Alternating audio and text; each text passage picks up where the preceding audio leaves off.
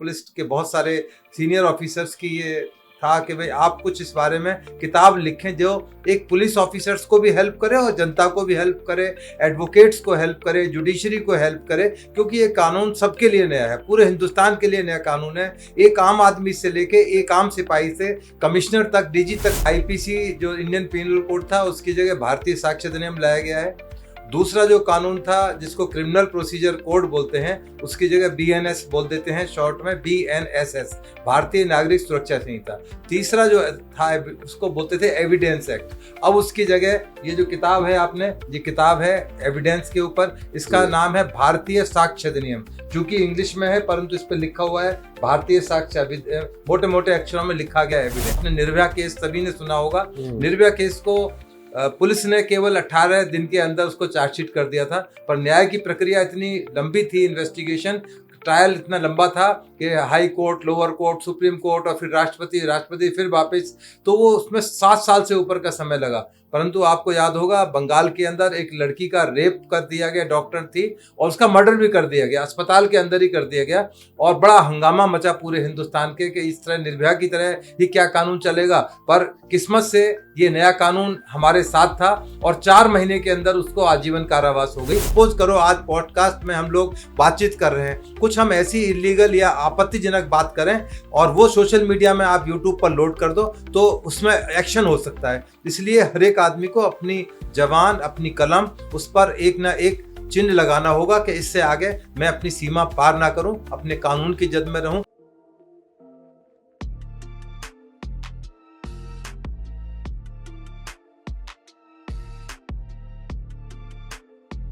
नमस्कार दोस्तों, स्वागत है आप सभी का बोलते किताबों के एक और जबरदस्त एपिसोड में। मैं हूं अर्चित सैनी और आज हमारे पॉडकास्ट गेस्ट हैं रिटायर्ड एसीपी वेद भूषण। ये एक एक्सपीरियंस पुलिस ऑफिसर हैं जो दिल्ली पुलिस महासंघ और पुलिस सॉल्यूशन इंडिया से जुड़े हुए हैं। इस पॉडकास्ट में हमने इनसे 3 नए कानूनों के ऊपर बातचीत की है।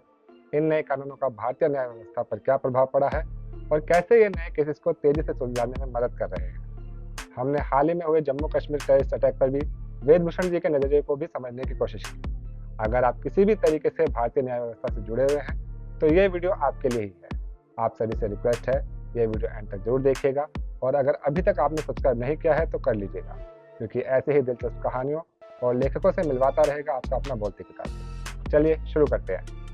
वेद भूषण सर, आपका बहुत बहुत स्वागत है बोलती किताबों के एक और मजेदार एपिसोड में। नमस्कार सर, पहले तो मैं आपको बहुत बहुत बधाई देना चाहूँगा। आपकी पहली किताब ने बड़ा ही कमाल किया है। जो भी लोग क्रिमिनल इन्वेस्टिगेशन से जुड़े हुए हैं सभी ने इस किताब की बहुत बहुत तारीफ की है। आपकी 2 किताबें और पब्लिश हुई हैं उसके बाद। मैं शुरुआत करता हूं आपकी किताब क्रिमिनल इन्वेस्टिगेशन अंडर लॉ। इस किताब के बारे में आपके क्या सुझाव हैं, कैसे आपके पास ये आइडिया आया और किस बारे में आप अपने शब्दों में ज़रा बता दीजिए। देखिए, लगभग 150 साल बाद ये कानून बदले गए हैं और ये बहुत ऐतिहासिक एक निर्णय था सरकार का, क्योंकि ज़मीन की जो हकीकत थी, जो ज़रूरतें थी, वो इस तरह की थी कि कानून को बदला जाए, उनको नए परिप्रेक्ष्य में, उनको उसी हिसाब से प्रासंगिक बनाया जाए। क्योंकि आज तमाम जो दुनिया है आर्टिफिशियल इंटेलिजेंस पर चल रही है, डिजिटल एविडेंस पर चल रही है, परंतु जो कानून थे वो ब्रिटिश सर्स के बनाए हुए कानून थे, वो आउटडेटेड कानून थे, क्योंकि उस टाइम ना मोबाइल थे, ना डिजिटल कोई दुनिया थी, ना आर्टिफिशियल इंटेलिजेंस की थी। पर अब इंसान तरक्की कर गया, बहुत आगे पहुंच गया है, तो उसी की रेलिवेंसी में कानून भी होने चाहिए थे, जो बहुत लंबे समय से जरूरत थी। और सरकार ने इसके बारे में पूरा प्रयास किया और 3 मेजर कानून जिससे पूरा हिंदुस्तान अब गवर्न होता है उसको लागू किया, पार्लियामेंट से पास हुआ, राष्ट्रपति की मोहर लगाई गई और पूरी हिंदुस्तान के अंदर अब वो कानून लागू हैं। पहली जो किताब थी भारतीय न्याय संहिता, उसमें जो इसको पहले इंडियन पीनल कोड बोलते थे, जिसमें दंड देने का प्रावधान करा गया था अंग्रेजों द्वारा, परंतु अब जो है उसमें करा गया सुरक्षा, उसको सुरक्षा कैसे प्रदान की जाए आम आदमी को, उसके बारे में इसमें निर्णय है। दूसरी जो किताब थी वो थी भारतीय नागरिक सुरक्षा संहिता, जिसको क्रिमिनल प्रोसीजर कोड बोलते थे। अब उसको कहा है कि नागरिकों को सुरक्षा कैसे प्रदान करें, उसके बारे में जो प्रक्रियाएं हैं वो सारी प्रक्रियाएं कानून के रूप में उनको बनाया गया और भारतीय संदर्भ में भारतीय रहन सहन, खान पीन, तमाम तरह की जाति, हिंदू, मुस्लिम, सिख, ईसाई, सबको ध्यान में रखकर वो प्रोसीजर जो थे ब्रिटिश के हमारे ऊपर थोपे गए थे, उनको बिल्कुल आमूल चूल बदल दिया गया है। अब तीसरी किताब के बारे में आप मेरे से बात कर रहे हैं तो मैं आपको एक्सप्लेन करूंगा कि किस तरह से तीसरी किताब की जरूरत थी। इससे पहले सर मैं आगे बढ़ूँ, मैं चाहता हूँ कि ये जो तीनों नए कानून हैं, हालाँकि आपने किताब के संदर्भ में बता दिया है, जो नए 3 कानून हैं, आप इनको थोड़ा-सा लेमन लैंग्वेज में समझा दीजिए ताकि जो हमारे दर्शक कानून के बारे में बिल्कुल जिनको जानकारी नहीं है, उनको थोड़ा-सा समझ आ सके हम किस बारे में बात कर रहे हैं और ये कानून जो है वो क्या कानून है? देखिए, ये जमीन से जुड़े हुए लोगों की जरूरतों को ज़्यादा पूरा करते हैं, क्योंकि आम जो भारतीय है या तो गरीब है या गरीबी की रेखा से नीचे है या मध्यम वर्ग है। उनको ज़रूरत की चीज़ें होती हैं, उनके छोटे-छोटे सात अपराध, चोरी हो गई, डकैती हो गई, लड़की के साथ मोलेस्टेशन हो गया, रेप हो गया, कानून का आम आदमी को जानकारी नहीं है। परंतु इन किताबों के माध्यम से उन तक ये, चूँकि ये हिंदी भाषा में लिखे गए हैं, जो भारतीय न्याय संहिता है हिंदी में लिखी गई, पूर्ण रूप से हिंदी में है। उसमें तमाम जो धाराएं हैं आज की डेट में, जैसे आमतौर पर हम बोलते थे 420 का मतलब आम आदमी मानता था कि छल कपट वाला आदमी है, तो उसको धारा अब बदल दी गई है। इसी तरह जो कत्ल की धारा थी 302 बोलते थे, पिक्चरों में भी आता था, ताजे राते हिंद के 302 के तहत फांसी की सजा दी जाती है, अब उसको बदल दिया गया है। तो आम आदमी के लिए अब जो नए कानून हैं वो बहुत सुगम होंगे और उनको आसानी से समझ में आएंगे कि क्यों ये कानून हमसे, हमारे जीवन से मैच करते हैं, और इसीलिए ये कानून जो बड़े इम्पोर्टेंट थे। इसीलिए जब ये कानून लागू हुए तो बहुत वर्ग की डिमांड थी कि चूंकि मैं तमाम पुलिस के बारे में जो सोशल मीडिया है, टेलीविज़न पर जो अपनी बात को रखता हूँ, पुलिस की और कानून की बात को रखता हूँ, तो मेरे साथियों की और पुलिस के बहुत सारे सीनियर ऑफिसर्स की ये था कि भाई आप कुछ इस बारे में किताब लिखें जो एक पुलिस ऑफिसर्स को भी हेल्प करे और जनता को भी हेल्प करे, एडवोकेट्स को हेल्प करे, जुडिशरी को हेल्प करे, क्योंकि ये कानून सबके लिए नया है, पूरे हिंदुस्तान के लिए नया कानून है। एक आम आदमी से लेके एक आम सिपाही से कमिश्नर तक, डीजी तक किसकी जरूरत है, एक जुडिशियल मजिस्ट्रेट जो छोटी कोर्ट्स में, लोअर कोर्ट्स के अंदर बैठा हुआ है, उसको भी, सुप्रीम कोर्ट तक के जो चीफ जस्टिस ऑफ इंडिया, उनको भी ये कानून पढ़ना जरूरी था, एडवोकेट्स के लिए भी जरूरी था। तो ये जरूरी था कि इनको कैसे इन्वेस्टिगेशन में ढाला जाए, कैसे एक सिंपल भाषा में सभी लोगों के लिए इसको ट्रांसलेट किया जाए, बताया जाए कि इसकी क्या प्रासंगिकता है, किस तरह से आम आदमी के लिए या आम जो प्रोफेशनल लोग हैं, जैसे मैं हूँ, वकील हैं, जुडिशियल ऑफिसर्स हैं, उनके लिए कैसे सहायक हो, उसके बारे में तमाम जो धाराएं हैं, तमाम जो प्रैक्टिकल जो दिक्कतें आती हैं, उनको सुलझाने की कोशिश की गई है। और ये जैसा आपने बताया कि किताब वाकई में बहुत कामयाब रही, लोगों ने बड़ा सराहा, पुलिस डिपार्टमेंट ही नहीं, तमाम जुडिशरी और जो एडवोकेसी के मेरे कोलीग्स हैं, उन्होंने इस किताब को बहुत पसंद किया, और ये मार्केट के अंदर तमाम अमेजॉन, तमाम फ्लिपकार्ट, तमाम मार्केट्स के अंदर अवेलेबल है, और ये बहुत लंबे टाइम तक अवेलेबल है कि मैं रहूं ना रहूं, मेरी किताबें, मेरी लेखनी जरूर जिंदा रहेगी। बिल्कुल जिंदा रहेगी सर। पर मैं ये जानना चाह रहा हूँ, जैसे पहले इंडियन पेनल कोड बोला जाता था, कोड ऑफ क्रिमिनल प्रोसीजर बोला जाता था, एंड क्रिमिनल एक और था आई थिंक, उसकी जगह पर ये कानून लाए गए हैं, तो किसकी जगह पर क्या कानून आया है वो थोड़ा सा बता दीजिए। देखिए, आईपीसी जो इंडियन पीनल कोड था, उसकी जगह भारतीय साक्ष्य अधिनियम लाया गया है। दूसरा जो कानून था जिसको क्रिमिनल प्रोसीजर कोड बोलते हैं, उसकी जगह बीएनएस बोल देते हैं शॉर्ट में, बीएनएसएस, भारतीय नागरिक सुरक्षा संहिता। तीसरा जो था उसको बोलते थे एविडेंस एक्ट। अब उसकी जगह ये जो किताब है, आपने ये किताब है एविडेंस के ऊपर, इसका नाम है भारतीय साक्ष्य अधिनियम। चूंकि इंग्लिश में है परंतु इस पर लिखा हुआ है भारतीय साक्ष्य, मोटे मोटे अक्षरों में लिखा गया एविडेंस।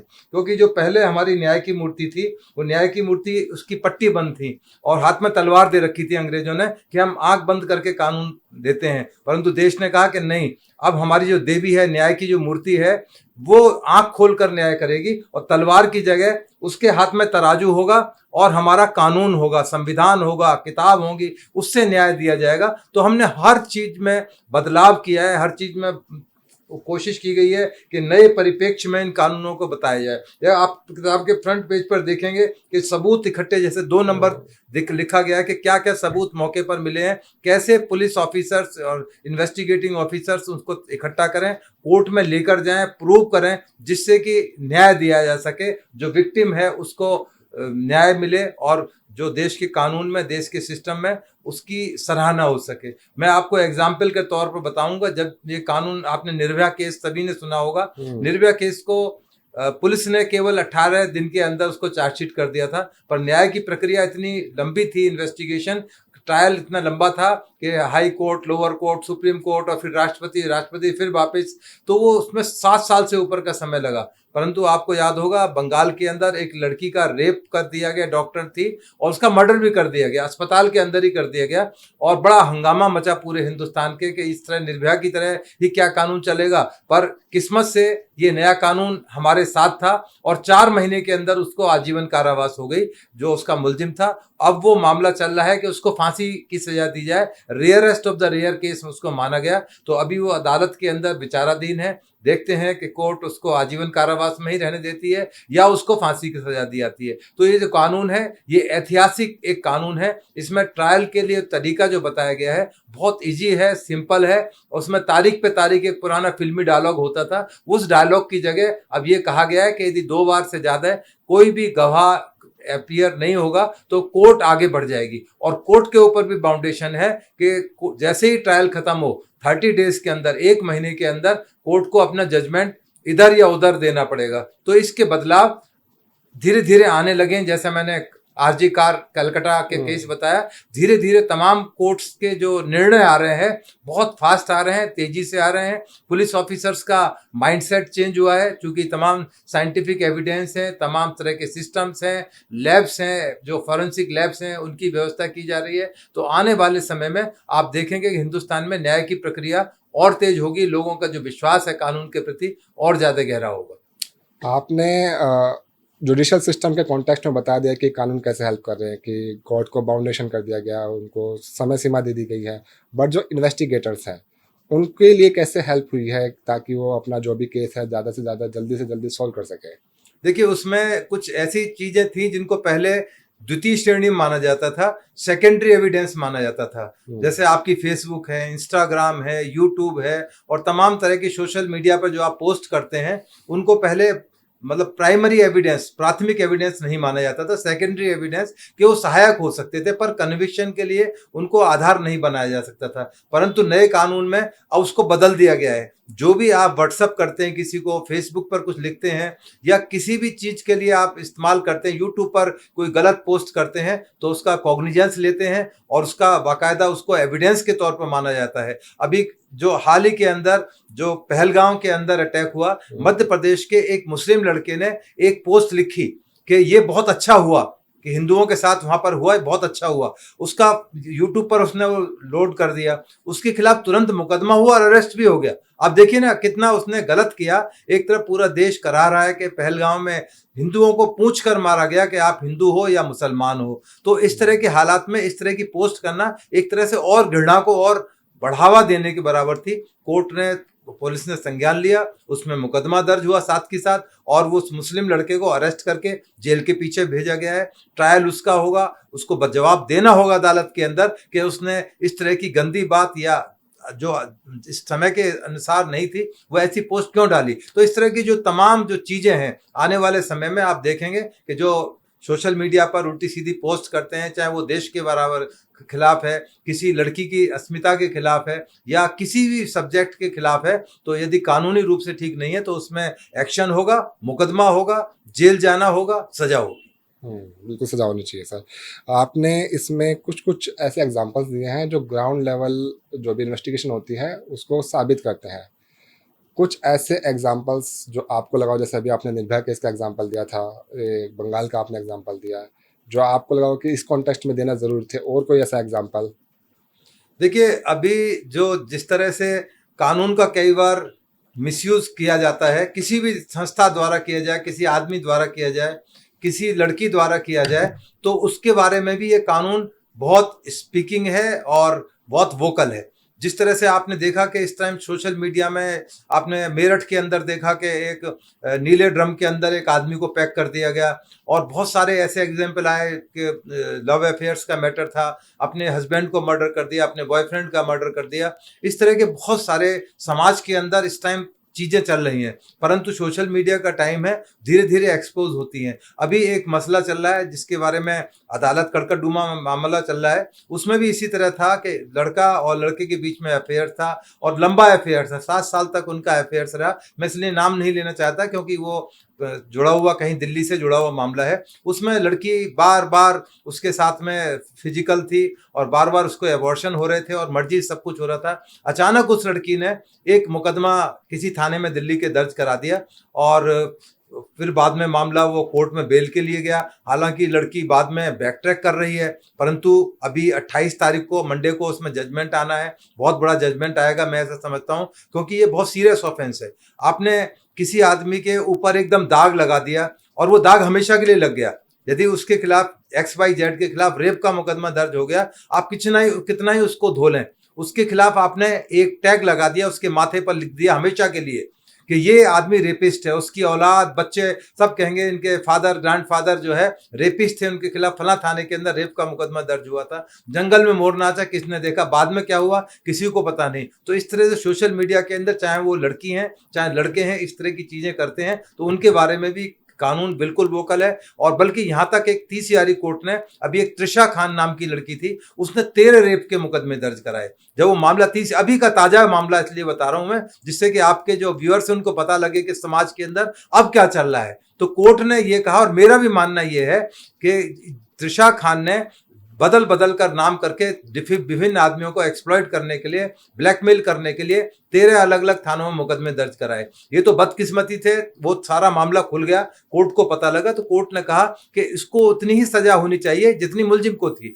सपोज करो एक मामले के अंदर एक लड़की एलिगेशन लगाती है लड़के के खिलाफ, उसमें 10 साल की सजा का प्रोविजन है, परंतु पता लगता है कि इन्वेस्टिगेशन के बाद कि लड़की के साथ तो बहुत पुराने रिलेशन है या बहुत सारी व्हाट्सएप चैट हैं, सैकड़ों हजारों कॉल उसकी हो रही हैं, तो ये कैसे माना जाए कि रैंडम उसके साथ में रेप हो गया, मोलेस्टेशन हो गया। तो उतनी ही सजा उसको होनी चाहिए, तभी समाज के अंदर एक मैसेज जाएगा कि इस तरह से जो कानून के साथ खिलवाड़ करेगा, चाहे XYZ कोई हो, लड़का हो, लड़की हो, आदमी हो, पति हो, फादर हो, मदर हो, सबके लिए एक कानून है। और इस कानून के अंदर ये सारे प्रोविजंस जो मैं बता रहा हूं रखे गए हैं। केवल जो कमी है, शॉर्ट कमिंग्स है, वो मैंने बताई है कि उतनी ही सजा लड़की को भी होनी चाहिए जितनी आप मेल को दे रहे हैं। परंतु दुर्भाग्य से इस बारे में अभी कोई कानून बना नहीं है। सरकार तक ये बात पहुंचेगी, जब अदालत इस बात को समझ रही है तो आने वाले समय में सरकार भी इस बात को समझेगी कि अब मेल ओरिएंटेड भी कानून होने चाहिए। अभी तक जो कानून थे महिला सेंट्रिक थे, महिलाओं के लिए कानून बने थे। हिंदुस्तान में आजादी के बाद से आज तक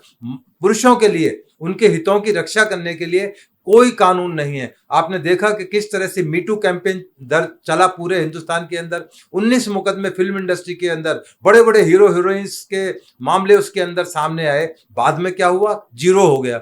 इसी तरह बहुत सारे हनी ट्रैप केस होते हैं, चाहे वो बिजनेसमैन के साथ हो, किसी सरकारी आदमी के साथ हो, केवल पैसा ऐंठने के लिए कई बार लड़की झूठे मुकदमे दर्ज करती हैं, पर इन्वेस्टिगेशन के बाद पता लगता है तो हनी ट्रैप था, केवल फंसाने के लिए किया गया। तो आने वाले समय में सरकार इसके बारे में जरूर कोई ना कोई कानून बनाएगी, जिससे सबों की जो इच्छा है वो की जा सके, सबके हितों का ध्यान रखा जा सके, महिलाओं के भी हितों का पूरा ध्यान करा जाए, क्योंकि महिलाओं को हमारे कानून में सबसे ज्यादा इंपॉर्टेंस दी गई है। क्योंकि हम लोग नारी की पूजा करते हैं, देवी की पूजा करते हैं, हमारे लिए बहुत बड़ा स्थान है। परंतु जब जो हमारी देवी है राक्षस का रूप ले लेगी, तो उस राक्षसी का भी, जिस तरह से शूर्पणखा का अंत किया गया था, उसका भी अंत उसी तरह होना चाहिए। तो आने वाले समय में उम्मीद करता हूं कि आपका ये जो पॉडकास्ट है सरकार तक पहुंचेगा, गृह मंत्री तक पहुंचेगा, लॉ मिनिस्टर तक पहुंचेगा। वो भी इसके बारे में सोचेंगे कि हाँ, अब इस कानून की जरूरत है, आज नहीं तो कल ये कानून जरूर आएगा, मुझे पूरी आशा है। बिल्कुल सर, मैं भी पूरी आशा करता हूँ। मैं बात करूँ आपकी किताब एविडेंस की, ये किताब थोड़ी प्रैक्टिकल टोन लेकर आती है। जितनी भी आपने पहले किताबें लिखी हैं उससे थोड़ा सा मुझे लगता है कि ज़्यादा प्रैक्टिकल ये किताब है। आपने कैसे इंश्योर किया कि जो रियल लाइफ प्रोसिक्यूशन है उसमें कैसे ये किताब हेल्पफुल होगी? देखिए, इस किताब में उन चैप्टर्स को भी इनकॉर्पोरेट किया गया है जो आमतौर पे किसी भी किताब में नहीं है। जैसे आज की डेट में साइबर क्राइम बहुत ज़्यादा है, इनोसेंट लोगों को ठगा जा रहा है, उनका पैसा, बैंक अकाउंट्स खाली कर दिया जा रहा है। उनके बारे में बताया गया है कि कैसे अपने आप को सिक्योर करें। साथ के साथ यदि आपके साथ कोई साइबर क्राइम हो जाए तो कैसे उसको रिपोर्ट करें, क्या उसमें एविडेंस पुलिस ऑफिसर करे। उसी तरह बैंकिंग के लिए भी इसमें एक अलग से चैप्टर रखा गया है। उसी तरह इंश्योरेंस सेक्टर के लिए भी, क्योंकि इंश्योरेंस सेक्टर बिल्कुल लावारिस था। इंश्योरेंस सेक्टर के अंदर बहुत बड़ा फ्रॉड होते हैं, लोग झूठे क्लेम ले लेते हैं, आदमी जिंदा है और मरा दिखाकर उसको क्लेम लिए जा रहे हैं, ये बहुत प्रोमिनेंट हो गया है। तो उनके लिए भी इसमें इन्वेस्टिगेशन और एविडेंस के लिए बताया गया कि क्या क्या इस तरह के मामले में एविडेंस इकट्ठे किए जाएं जिससे कि लोग इसका मिसयूज ना करें। तो उसके अलावा बहुत सारी ऐसी चैप्टर्स, ऐसी चीजें इसके अंदर लिखी गई हैं एविडेंस के लिए कि कैसे हम एविडेंस करें, क्योंकि जो पुराने हमारे कानून थे वो केवल कागजी कानून थे, केवल कागज इकट्ठा कर लेना, वर्बल एविडेंस इकट्ठा कर लेना। परंतु इसका जो नया कानून है, भारतीय साक्ष्य अधिनियम है, उसमें तमाम प्रक्रियाओं को एविडेंस के तौर पर माना गया हूं। सपोज करो आज पॉडकास्ट में हम लोग बातचीत कर रहे हैं, कुछ हम ऐसी इलीगल या आपत्तिजनक बात करें और वो सोशल मीडिया में आप यूट्यूब पर लोड कर दो तो उसमें एक्शन हो सकता है। इसलिए हर एक आदमी को अपनी जबान, अपनी कलम, उस पर एक ना एक चिन्ह लगाना होगा कि इससे आगे मैं अपनी सीमा पार ना करूं, अपने कानून की जद में रहूं, अन्यथा मैं परेशानी में आ सकता हूं। क्योंकि अभी तक कुछ भी लोग बोलकर निकल जाते थे, देश के खिलाफ, हमारी अदालतों के खिलाफ, हमारी आर्मीज के खिलाफ, इलेक्शन कमीशन के खिलाफ, पुलिस के खिलाफ, तमाम संस्थाओं के खिलाफ, हिंदू मुस्लिम सिख ईसाई करना, गलत ढंग से बातें करना। परंतु अब इस किताब के अंदर प्रोविजन किया गया है कि यदि इस तरह की चीजें होंगी तो उनके खिलाफ भी एक्शन हो सकता है, मुकदमा दर्ज हो सकता है, जेल जा सकते हैं, उनको फाइन लग सकता है, पेनल्टी लग सकती है। तमाम इस किताब के अंदर उन चीजों को बखूबी से नरेट किया गया है, हालांकि इंग्लिश में लिखी गई है, क्योंकि जो एविडेंस कलेक्शन है मोस्टली सब इंस्पेक्टर और अबव करते हैं, तो इसलिए उनके लिए ज्यादा सहायक होगी। क्योंकि आज अदालत के अंदर मैक्सिमम जो सेशंस कोर्ट है उनके अंदर तमाम इंग्लिश के अंदर ही तमाम बेल मैटर सुने जाते हैं, ट्रायल होता है, तमाम इंग्लिश में बातें होती हैं, और हाई कोर्ट के अंदर तो 100% इंग्लिश ही है। तो इसलिए उनके हितों को ध्यान में रखा करा गया है। हम कोशिश कर रहे हैं इसको तमाम हिंदुस्तान की तमाम भाषाओं के अंदर इसको ट्रांसलेट किया जा सके, जिससे कि दूसरे जो हिंदुस्तान के स्टेट हैं, जहाँ तमिल है, तेलुगु है, मराठा है, तमाम जो उनकी लैंग्वेज में उनको फायदा हो सके और लाभान्वित पुलिस अफसर और हमारे जो जुड़े हुए लोग हैं, श्रोता और जो पढ़ने वाले हैं, उससे लाभान्वित हो सके। मैं दोबारा से इस किताब की बात करना चाहूँगा। बड़ी सुंदर किताब आपने बनाई है, जो इसका कवर है, बहुत ही जितनी जो भी आपने डिटेल्स डाली हैं बहुत ही प्रिसाइजली डाली है। सिर्फ कवर ही नहीं, अंदर भी आपने जो इन्फॉर्मेशन यूज़ की है वो अगर मैं दिखाना चाहूँ व्यूअर्स को, लिसनर्स को, जितनी भी आपने इसमें जो भी धाराएं थी, जो भी कानून थे, टेबल वाइज सब कुछ बताया है। कितना मुश्किल था आपके लिए सारी इन्फॉर्मेशन कलेक्ट करना? किताब की जो फेस है, जो आदमी का फेस होता है वो रिफ्लेक्ट करता है कि इसके अंदर क्या है। आदमी के फेस से, रीडिंग से पता लग जाता है कि आदमी किस तरह का है। इसके जैसा आपने कहा कि इस किताब के फेस के ऊपर ही पता लग रहा है कि ये तमाम चीजें एविडेंस से रिलेटेड है, सबूत से रिलेटेड है। जो न्याय की देवी है, लेडी ऑफ गॉड जिसको बोलते हैं, न्याय की मूर्ति बोलते हैं, उसके बारे में लिखा है। एविडेंस एक्ट जिस तरह से आप पेज पलट कर बताया, इसमें तमाम कलर ढंग से समझाया गया है कि पुराना कानून क्या कहता है, नया कानून क्या कहता है, किस कलर में हमने क्या ऐड किया, क्या हमने डिलीट किया। तो ये एक्सप्लेन, एक आम जो नागरिक है वो भी इस कानून को समझ सकता है कि ये जो पीला रंग दिखाया गया है ये क्या परिलक्षित कर रहा है, हरे रंग का क्या मतलब है, लाल रंग का क्या मतलब है। तो ये तमाम चीजें, ये स्पीकिंग किताब है, बोलती हुई किताब है। किताब जब पलटेगा हर एक आदमी जो कानून को समझना चाहता है तो अपने आप में बोलेगी। इसी को बोलते हैं कि स्पीकिंग बुक है। कितना मुश्किल था सर ये सारी की सारी इन्फॉर्मेशन कलेक्ट करना, इसको इस तरीके से रिप्रेजेंट बिल्कुल, करना? इसके लिए बड़ी स्टडी और मेहनत की जरूरत थी। जब से कानून के ऊपर विचार किया जा रहा था, जब कमेटी बनाई गई थी, उसमें जो ब्रजलाल जी, जो जिन्होंने इन कानूनों को एक तरह से चेयरमैन थे उस कमेटी के, उनके मैं लगातार संपर्क में रहा और तमाम जो सीनियर ऑफिसर से या जो मेरे लीगल दोस्त थे उनसे हम डिस्कशन करते रहते थे कि क्योंकि जो कमेटी थी उन्होंने पूरे हिंदुस्तान में सुझाव मांगे थे कि किस उसके अंदर क्या चेंज आना चाहिए, किस धारा में, किस चीज में आप लोग चेंज चाहते हैं। सभी लोगों ने अपने अपने विचार दिए, मैंने भी अपने विचार दिए कि किस तरह से, जैसे मैं आपको बता रहा हूँ कि लड़की और लड़के के मामले में जितनी सजा लड़के को है उतनी सजा लड़की को भी होनी चाहिए। रेसिप्रोकल उसको बोलते हैं, रेसिप्रोकल होना चाहिए। हमारे सुझाव दिए गए, सरकार ने माने, इन किताबों के अंदर, इन कानूनों के अंदर उनको इनकॉर्पोरेट किया और वो आज आपके सामने कानून है और पूरा हिंदुस्तान इन कानूनों को मान रहा है, समझ रहा है। मेहनत वाला काम था ये किताब लिखना। एक वन लाइनर किताब नहीं लिख सकता कि केवल एक वन लाइन लिख के भाग जाओ। इसके अंदर पूरी स्टडी करनी पड़ती है, क्योंकि कानून से जुड़ा हुआ मुद्दा है और नए कानून है। आप ना तो कॉपी कर सकते, ना कहीं से टिप के लिख सकते, केवल आपको अपना माइंड अप्लाई करना पड़ेगा, पढ़ना पड़ेगा, समझना पड़ेगा आज के हालात में, उनको उसी हिसाब से उनको आपको बुक के अंदर लाना होगा। तो ये जो मेरा प्रयास था, मैं समझता हूँ दर्शकों को बहुत पसंद आएगा, समझ में आएगा कि क्या जरूरत थी इस तरह के कानून की और मुझे कितनी मेहनत करनी पड़ी।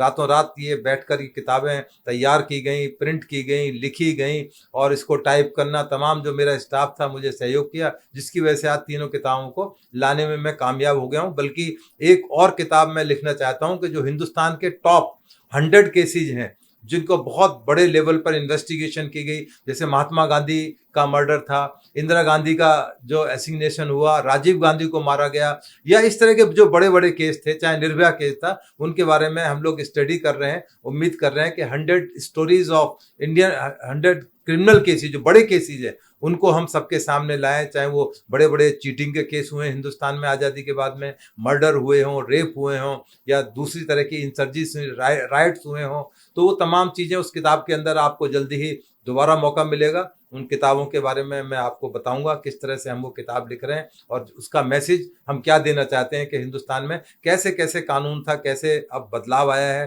कैसे इन्वेस्टिगेट, वो तमाम जो उसी हिसाब से वो कानून भी बताएंगे, रिफ्लेक्ट करेंगे, अपने आप स्पीकिंग कानून होंगे। चलिए सर, मैं आशा करता हूँ जल्दी वो किताब आए और फिर दोबारा से हम ऐसा पॉडकास्ट करेंगे।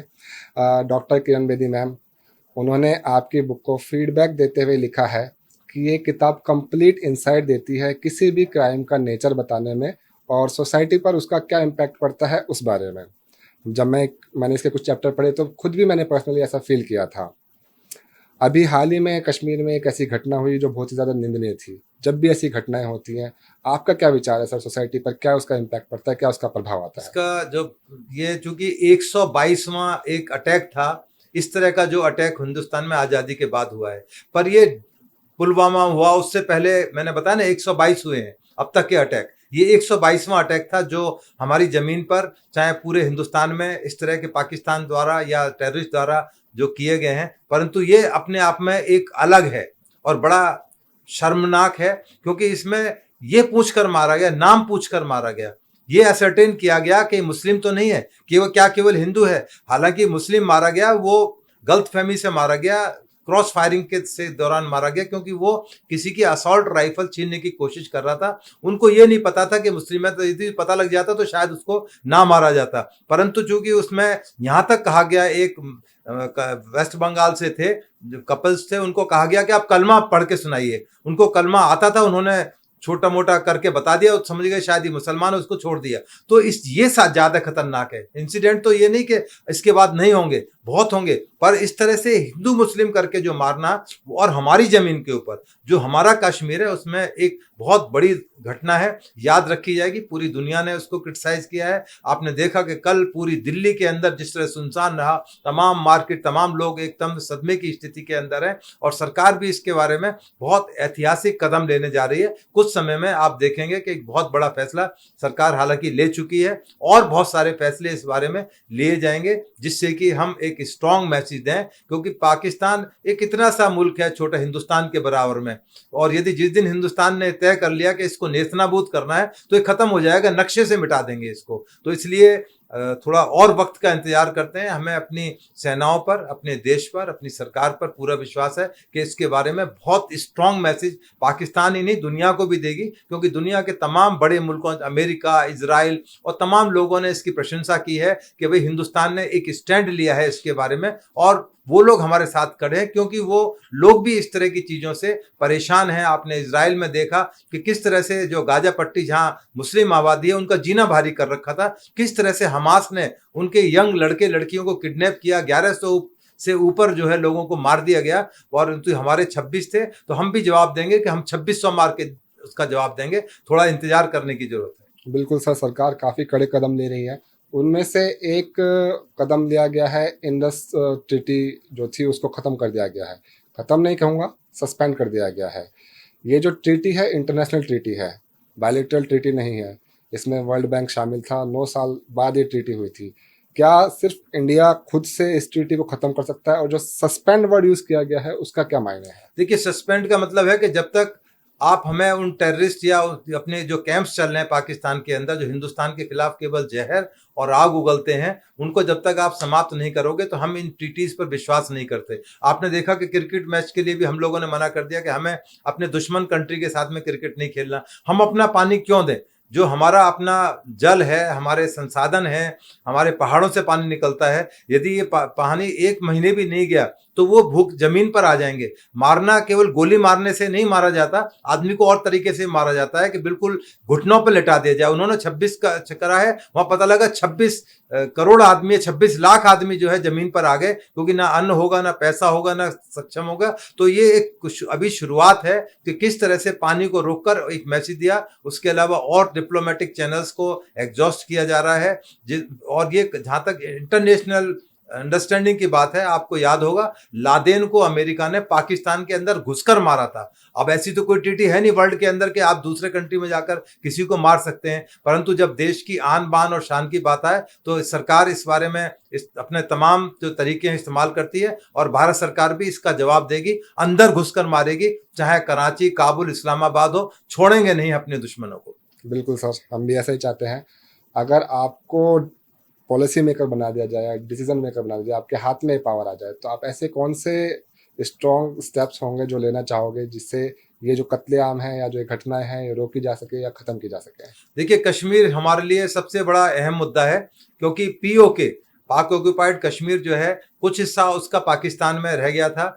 तो हम चाहते हैं कि उसको किसी भी तरह से हिंदुस्तान मिलाया जाए, और J&K को हिस्सा हम तभी बना पाएंगे कि जब ज़्यादा से ज़्यादा सारी कम्युनिटीज, हिंदू, सिख और जितने भी बिरादरीज हैं, जितनी कास्ट हैं, सब जाकर वहां रहने, उनके लिए फ्री ऑफ कॉस्ट कर दिया जाए। कोई भी कहीं जा सकता है, क्योंकि हिंदुस्तान का जो संविधान है वो हमें इजाज़त देता है। तो धीरे धीरे सरकार की जरूरत हो, प्रायोरिटीज होनी चाहिए कि वहां ज्यादा से ज्यादा हिंदू, सिख, क्रिश्चियन सभी को वहां पर बसने का अधिकार दिया जाए, प्रॉपर्टीज के वहां पर राइट दिए जाए, शादी करने के अधिकार दिए जाए, जमीन खरीदने का अधिकार दिया जाए, जिससे कि वहां पर जब हम लोग मेजोरिटी में आ जाएंगे तो माइनॉरिटी में इस तरह से नहीं कर पाएंगे कि वो हमारे साथियों को मार दें। क्योंकि इनमें जो लोकल जो वहां पर मुस्लिम्स हैं, सारे मुस्लिम्स खराब नहीं है कश्मीरी, मैं बिल्कुल मजबूती के साथ इस बात को कहता हूं, परंतु जो लोग कश्मीरी, बहुत सारे ऐसा वर्ग है जो हमेशा पाकिस्तान में जाना चाहता है। वो जाए पाकिस्तान में, भाड़ में जाए, चूल्हे में जाए, परंतु हिंदुस्तान से आप कश्मीर को ना अलग कर पाए हो, ना कर पाओगे। परंतु वहां सरकार को एक दृढ़ इच्छा शक्ति के साथ में ज्यादा से ज्यादा जो हिंदू, सिख और दूसरी कम्युनिटीज हैं उनको वहां एस्टेब्लिश करना होगा, जिससे कि वहां पर दोबारा से इस तरह की इंसर्जेंसी ना हो सके। क्योंकि जो लोकल वहां पर कश्मीरीज हैं वो उनको शरण देते हैं, पैसा देते हैं, फाइनेंस करते हैं, उनको आर्म्स एंड अम्युनिशन प्रोवाइड करते हैं। आपने देखा कि अभी सरकार ने जब उनको देखा कि ये लोग उनको सपोर्ट कर रहे थे, जो कश्मीरी थे, उनके घर तक को नेस्तनाबूद कर दिया गया, उनको इतने फायरिंग की गई कि उनको तमाम को खत्म कर दिया गया, रौंद दिया गया। तो खून का बदला केवल खून हो सकता है। तो आने वाले समय में देखेंगे जो हमारे 26 जो जवानों की जो डेथ हुई है, और सबसे इंपॉर्टेंट बात है कि उन्होंने जानबूझकर आदमियों को मारा, औरतों को नहीं मारा, क्योंकि उसका कारण ये था कि वो जिंदा रहेंगी और जाकर बताएंगी कि किस तरह से हिंदुओं को चुन चुन कर वहां पर मारा गया। तो ये बहुत सारा सेंसिटिव और संवेदनशील मामला है, इसलिए पूरा हिंदुस्तान आज इस बात पर गुस्सा है, खफा है कि हिंदुओं के साथ में, हिंदू देश के अंदर जहां मेजोरिटी में 74% हिंदू रहते हैं, उसके अंदर यदि ऐसा हो रहा है, यदि मेजोरिटी में मुस्लिम इस देश में होंगे तो क्या हल होगा? ये बहुत चिंता का विषय है। और सरकार से हमारी रिक्वेस्ट है, हमारी प्रार्थना है कि जो बिल्स पेंडिंग पड़े हुए हैं, वो जनसंख्या कानून को लेके पड़े हुए हैं, कि सबके लिए एक जैसे कानून हो, कि ये ना हो कि 4 बीबी 32 बच्चे वाला कानून नहीं चाहिए, सबके लिए एक जैसा कानून इस देश में लागू हो। जल्दी सरकार उसको लागू कीजिए, जिससे कि हमारा जो भविष्य है, हमारे बच्चों का भविष्य है, वो सुरक्षित हो सके। बिल्कुल सर, मैं आशा करता हूँ कि आपका मैसेज जो पॉलिसी मेकर्स हैं, जो डिसीजन मेकर्स हैं, उन तक जरूर पहुँचे, इंसान को इंसान की कदर हो और ये कत्लेआम रुक सके। Thank you for your valuable time sir. नमस्कार। तो ये थे वेदभूषण सर। अगर आप किसी भी तरीके से क्रिमिनल जस्टिस इन्वेस्टिगेशन वर्ल्ड से जुड़े हुए हैं तो ये किताबें आपके शेल्फ में ज़रूर होनी चाहिए। फिर मिलेंगे एक नई किताब के साथ, एक नए पॉडकास्ट के साथ। तब तक के लिए जय हिंद, जय भारत।